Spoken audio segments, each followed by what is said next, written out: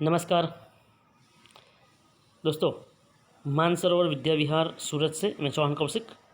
आज हम कक्षा 8 सेमेस्टर दूसरा एकम नंबर 4 कर्मयोगी लाल बहादुर शास्त्री, इनके बारे में आज हम अभ्यास करेंगे। ऐसे तो आप सब लोग हमारे देश के जो आज़ादी के जंग में जिन लोगों ने बहुत महान कार्य किया है, ऐसे लोगों के बारे में आप बहुत कुछ या फिर ज़्यादा तो जानते हो, जैसे कि महात्मा गांधी, सरदार वल्लभ भाई पटेल, जवाहरलाल नेहरू, सुभाष चंद्र बोस, चंद्रशेखर आज़ाद, भगत सिंह, सुखदेव, राजगुरु और न जाने अनगिनत नाम है। अगर मैं यहाँ पर नाम बोलने जाऊँ तो नाम बोलते मैं थक जाऊँ, इतने नाम हमारे देश के आज़ादी के वीरों के हैं। और उसमें हम आज बात करेंगे लाल बहादुर शास्त्री जी के बारे में। उससे पहले हम इस चैप्टर के जो लेखक हैं शंकर दयाल शर्मा, इनके बारे में कुछ जानते हैं। भारत के 9वें राष्ट्रपति श्री शंकर दयाल शर्मा का जन्म भोपाल मध्य प्रदेश में हुआ था। उनकी आरंभिक शिक्षा मध्य प्रदेश में हुई। आगे की पढ़ाई आपने क्रमशः आगरा, इलाहाबाद तथा लखनऊ विश्वविद्यालय में की तथा MA LLB की उपाधियाँ प्राप्त की। बाद में कैम्ब्रिज विश्वविद्यालय से PhD की उपाधि अर्जित की और वहीं पर 1 वर्ष तक प्रवक्ता रहे। तत्पश्चात भारत लौटकर आप राजनीति में सक्रिय हुए। विधायक और सांसद के रूप में आरंभ हुई आपकी राजनीतिक यात्रा। राज्यपाल, उपराष्ट्रपति और राष्ट्रपति के सर्वोच्च पद पर जाकर समाप्त हुई। हिंदी और अंग्रेजी दोनों भाषाओं में आपने अनेक पुस्तकें लिखी, जिनमें से कुछ इस प्रकार है: देशमणि, हमारे पथ प्रदर्शक, प्रतिष्ठित भारतीय तथा हमारे चिंतन की मूलधारा। कर्मयोगी लाल बहादुर शास्त्री रेखा चित्र में लेखक शास्त्री जी के व्यक्तित्व का विश्लेषण करते हुए यह निष्कर्ष प्रस्तुत करते हैं कि अपनी कर्मठता के गुण के कारण लाल बहादुर शास्त्री एक अति सामान्य परिवार से उठकर देश के प्रधानमंत्री पद तक पहुँचे। वे कर्म को ही ईश्वर मानते थे। कर्म के प्रति अटल आस्था एवं संपूर्ण समर्पण उनके जीवन विकास का मूलाधार था। आज हम जो चैप्टर को आज पढ़ने वाले हैं, उसमें लाल बहादुर शास्त्री जी के जीवन की बहुत सारी बातें हम लोग आज जानेंगे। तो देखते हैं यह चैप्टर को। दोस्तों, लाल बहादुर शास्त्री जी के बारे में, शास्त्री जी के नाम के साथ कर्मयोगी विशेषण जोड़ना बिल्कुल उपयुक्त है, क्योंकि मुझे तो उनका सारा जीवन ही कर्म से भरा हुआ मालूम पड़ता है। शास्त्री जी सामान्य परिवार से ऊपर उठकर देश के प्रधानमंत्री के जिस महत्वपूर्ण पद तक पहुँचे, उसका रहस्य उनके कर्मयोगी होने में ही छिपा हुआ है।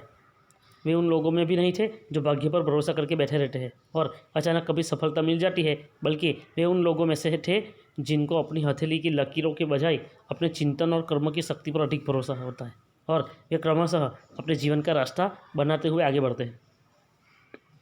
शास्त्री जी के लिए कर्म ही ईश्वर था और उसके प्रति बिना किसी फल की आशा किए संपूर्ण भाव से समर्पित रहते थे।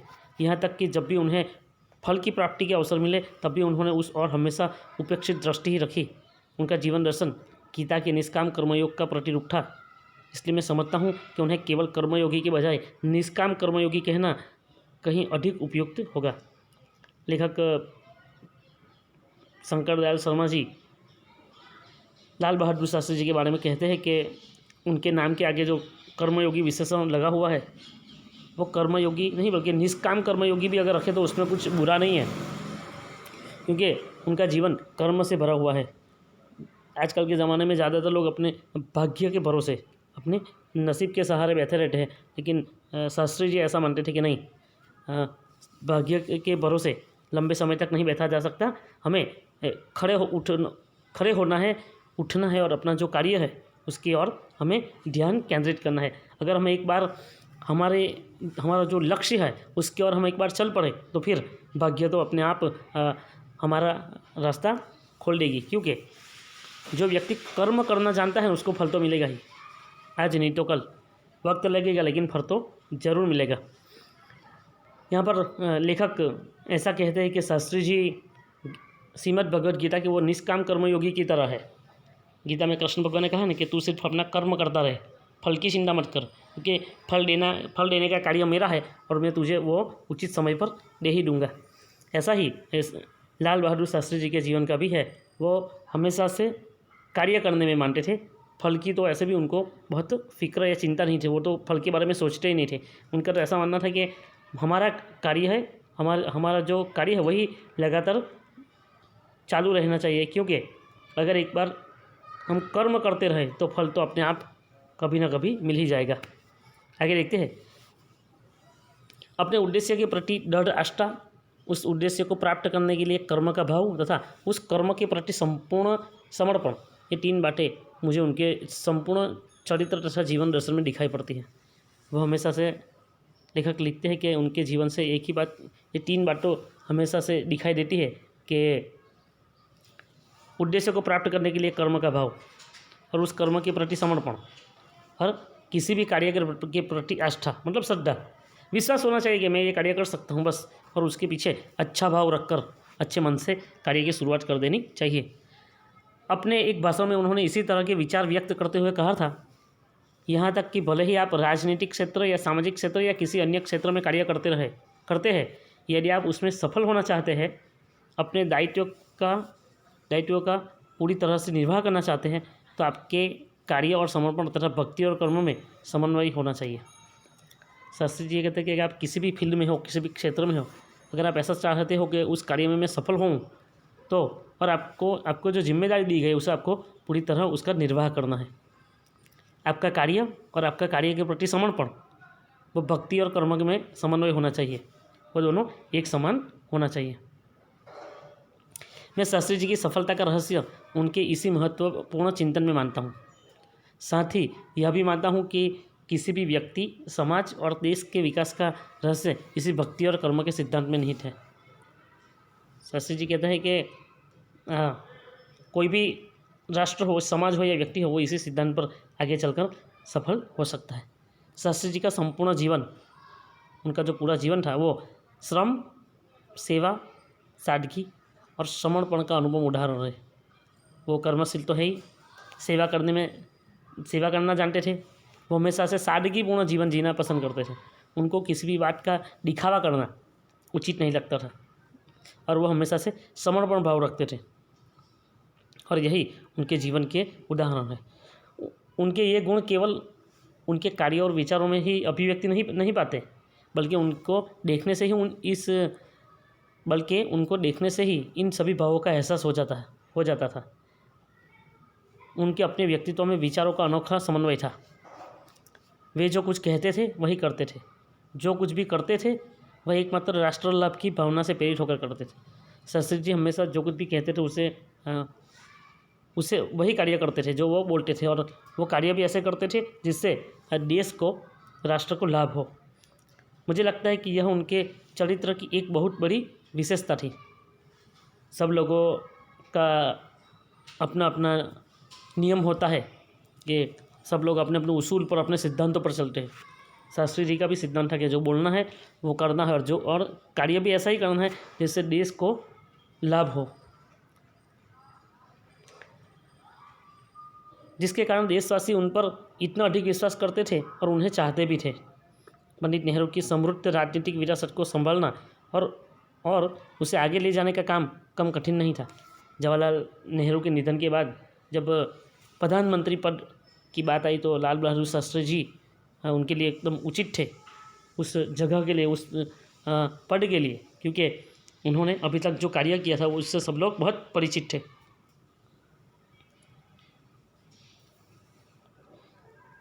लेकिन देश ने उस समय यह साफ साफ देखा कि उसे संभालने की ताकत शास्त्री जी में ही है, और शास्त्री जी ने अपने निर्मल चरित्र और दृढ़ संकल्प शक्ति द्वारा देश की इस आकांक्षा को पूरा किया।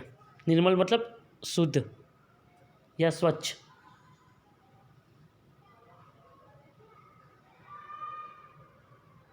आगे देखते हैं।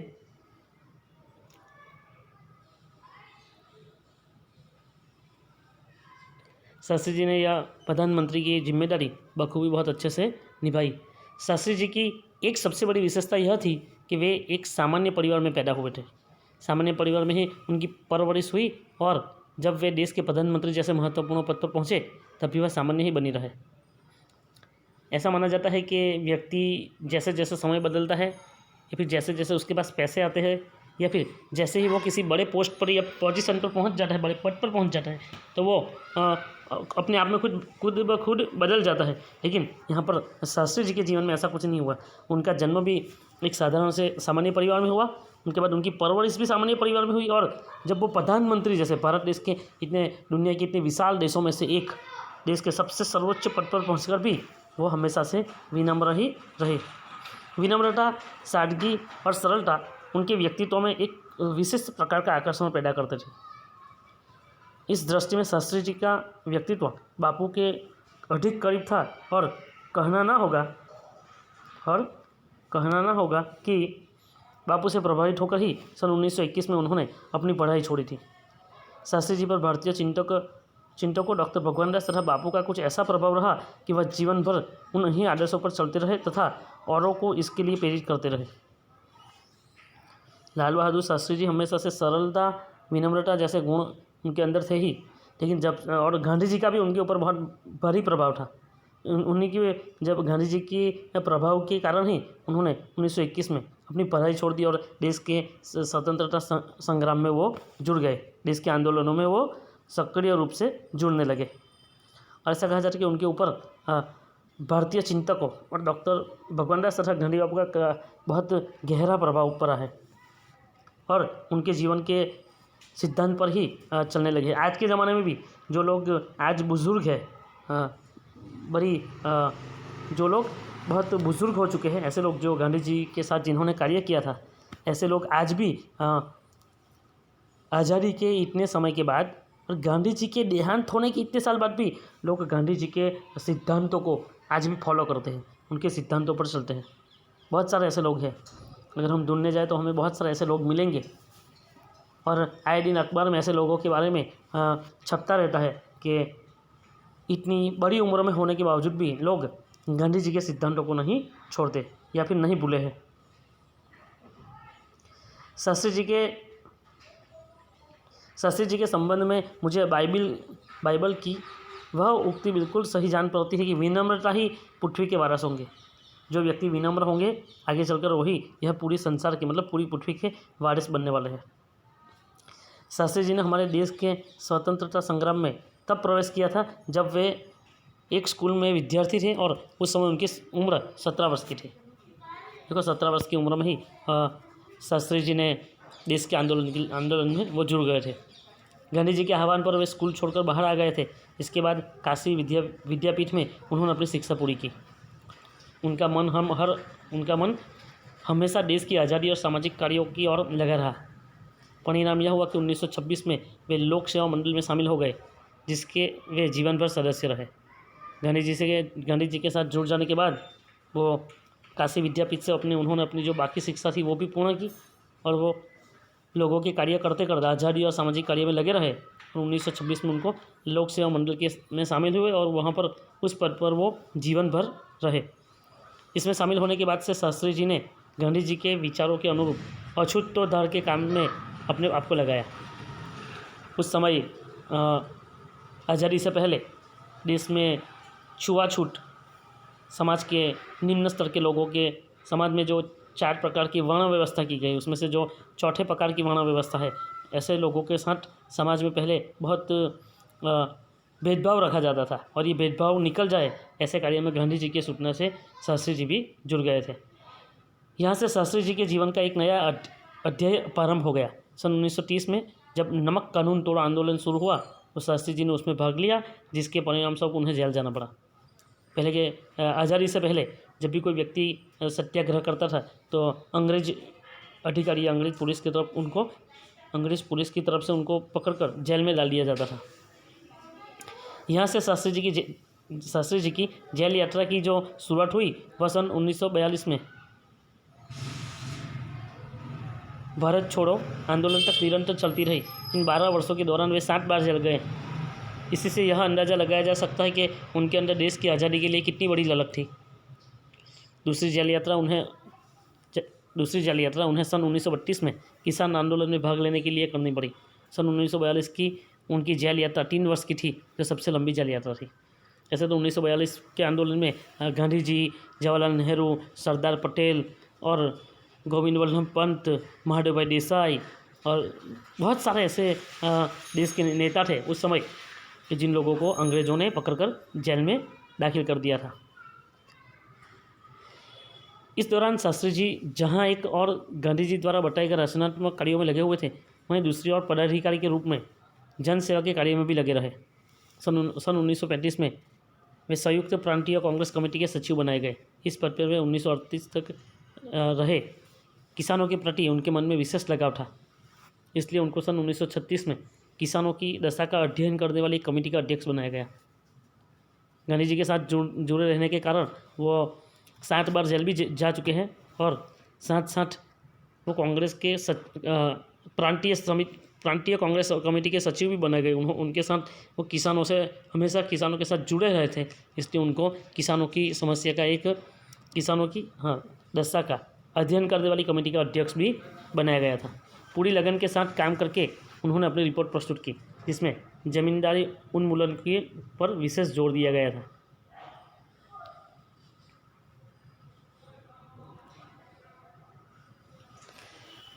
इसके बाद 6 वर्षों तक वे इलाहाबाद की नगर पालिका से किसी न किसी रूप में जुड़े रहे। मैं समझता हूँ कि इस अनुभव ने भी शास्त्री जी के व्यक्तित्व और चिंतन को नागरिकों की समस्याओं से निकट से परिचित कराया। उनके पास ग्रामीण जीवन का अनुभव था। अब इसके साथ ही इलाहाबाद नगर पालिका ने जन सेवा का भी अनुभव जोड़ दिया था। लोकतंत्र की इस आधारभूत इकाई में कार्य करने के कारण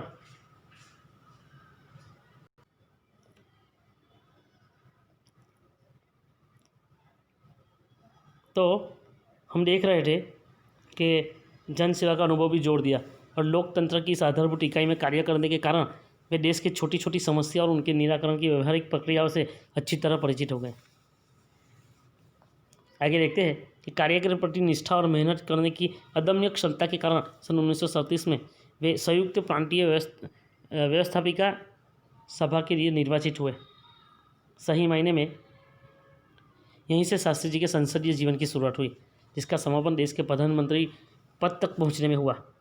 शास्त्री जी को भारतीय राजनीति की इतनी सही और गहरी पकड़ थी कि श्रीमती इंदिरा गांधी ने उन्हें अपना राजनीतिक गुरु मानते हुए कहा था कि उन्हीं के मार्गदर्शन में मेरा राजनीतिक जीवन शुरू हुआ।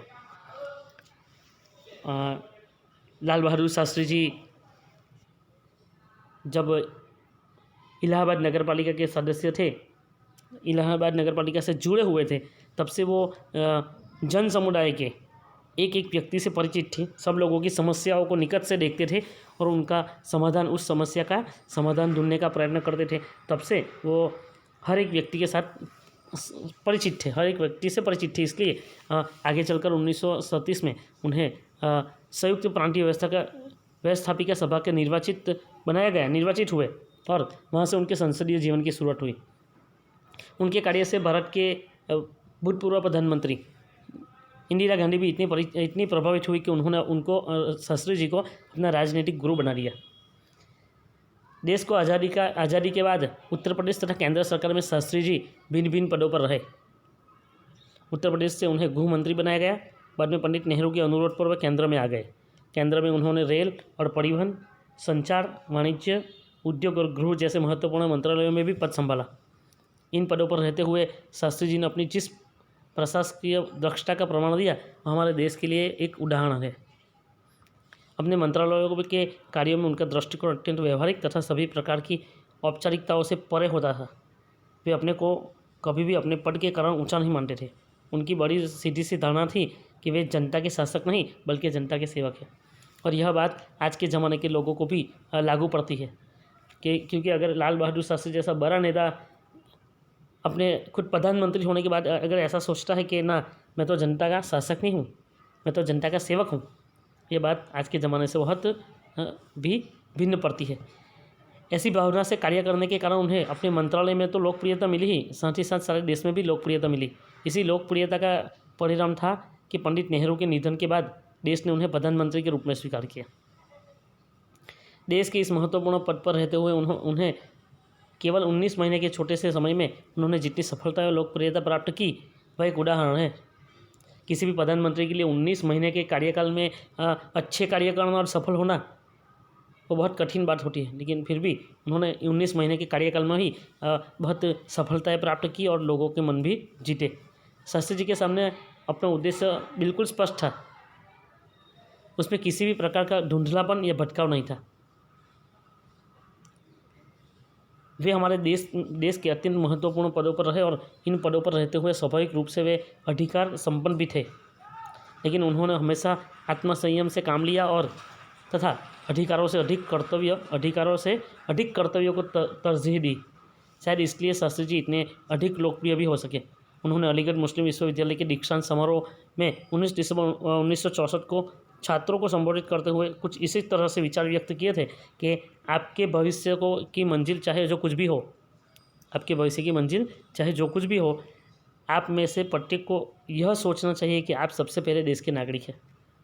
यह आपको संविधान द्वारा प्रदत्त कुछ अधिकार देता है, लेकिन इससे कुछ कर्तव्यों का बोझ भी आता है जिसे समझना चाहिए। हमारा देश प्रजातांत्रिक है जो निजी स्वतंत्रता देता है, लेकिन इस स्वतंत्रता का उपयोग एक व्यवस्थित समाज के हित में स्वेच्छा से लगाए गए प्रतिबंधों के तहत होना चाहिए। अधिकार, कर्तव्य और आत्मसंयम के बारे में यह अत्यंत महत्वपूर्ण बात शास्त्री जी ने कही थी, जिसे आज याद रखने की ज़रूरत है। लेखक ऐसा लिख रहे हैं कि शास्त्री जी ने अपने एक दीक्षांत प्रवचन में ऐसा कहा था कि आप चाहे जो आपकी मंजिल चाहे जो भी हो, लेकिन आपको हमेशा से यह बात याद रखनी चाहिए कि सबसे पहले तो आप इस देश के नागरिक हैं और आपका हर एक कार्य ऐसा होना चाहिए जिससे हमारे देश को कुछ ना कुछ लाभ हो। और यह बात आज के ज़माने से लागू भी होती है, क्योंकि आज के ज़माने के लोग ऐसे हो गए हैं कि जिनके लिए आज बहुत सारे ऐसे लोग हैं, बहुत सारे ऐसे क्षेत्र में लोग काम करते हैं जो जिसके प्रति देश का कुछ मान्य ही नहीं है। तो दोस्तों, आज हमने देखा लाल बहादुर शास्त्री जी के बारे में कि जिन्होंने 19 महीने जैसे कम समय के अपने कार्यकाल में प्रधानमंत्री रहकर देश के लिए अच्छा कार्य किया। उसके साथ साथ वो हमेशा से अपने कर्म को केंद्र में रखते थे। उनका मानना था कि किसी भी व्यक्ति को अगर सफल बनना है तो सिर्फ अपने कार्य के प्रति वो उत्साहित रहे और कार्य से जुड़ा रहे, तब कोई भी कार्य आप सरलता से सीख सकते हो या फिर कोई भी कार्य आप सरलता से सफल बना सकते हो। तो मिलते हैं दूसरे वीडियो में, तब तक के लिए नमस्कार।